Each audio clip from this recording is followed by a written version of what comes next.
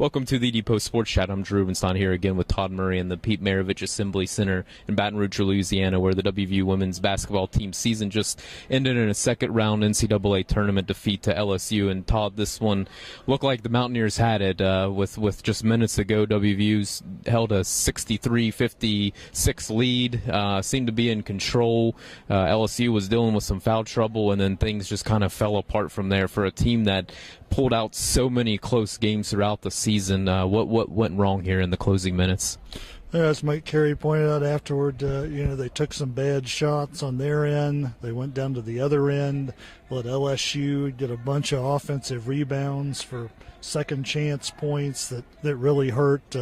Mike pointed out that this game was probably going to be won in the paint, and it really was. With LSU's dominance inside and getting those rebounds and those stickbacks or going to the foul line. It was a case of that, especially in the second half. And did that surprise you, just given the personnel and WVU's ability to defend and rebound? Do you think it caught the Mountaineers off guard with the way that LSU was able to control the paint? I think it did for sure. I mean, rebounding has been a strength of this team all year.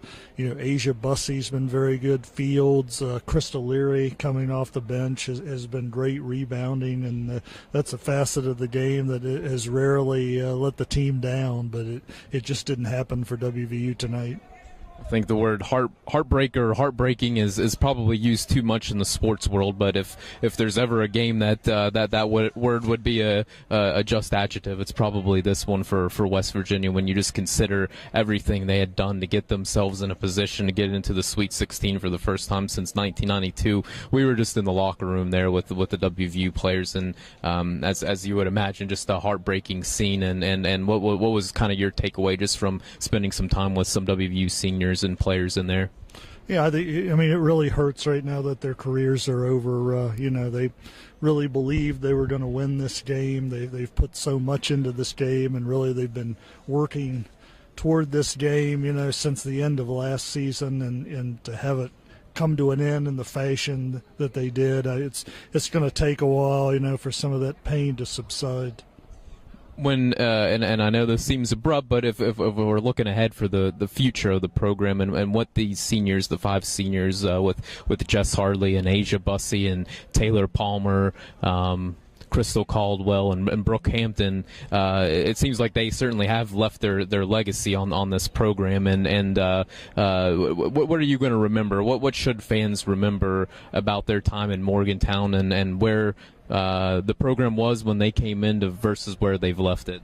Right. They have done so much, and to finish it up this year with a co-Big 12 regular season championship, making it to the finals of the Big 12 tournament. I think they've taught the underclassmen a lot about leadership, and I think that's something that they can carry on into the future. But I don't think there's any doubt that this senior class is always going to be remembered. Absolutely, and when you look at WVU's underclassmen and looking at the future of the program, they certainly lose a lot of pieces from this year's team. But there are some key returning pieces when you look at it. Bria Holmes, Linda Stepney, two starters who play significant minutes. Avery Fields as well. So you do return a nucleus there that has some experience and has also been successful. And you would imagine those are the pieces that are going to kind of fill in the leadership role.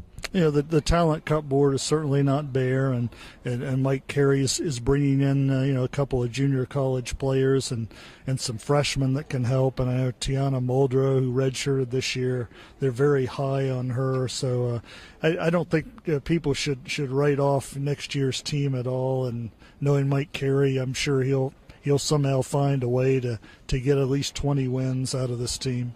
Yeah, absolutely. And this one's just going to provide even more fuel for them to get back here and see if they can get over that hump. But Todd, appreciate your time like all season long, and please continue to check TheDPost.com for the latest on the Mountaineers. Thanks for watching again.